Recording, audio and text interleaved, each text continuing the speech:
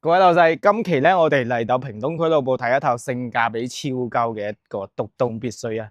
呢間別墅嘅佔地有800個平方，建築咧有300個方，你可以睇得到佢依家花園啲綠化打理得非常之好，業主係港澳業主嚟嘅。呢個外立面咧係可以隨你改嘅，即係顏色幾時你中意改咩顏色都冇問題嘅。咁2層啦，業主依家屋入邊有養咗好多狗，所以我有啲驚。我哋行呢邊過去睇下先。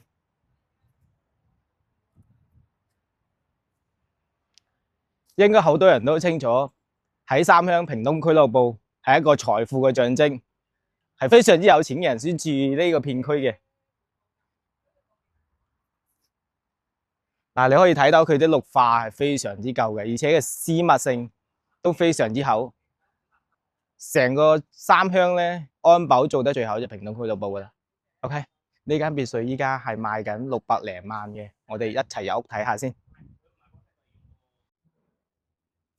呢個就係呢間屋入邊個環境啊，地下全部都係石頭嚟嘅，業主保養得非常之好。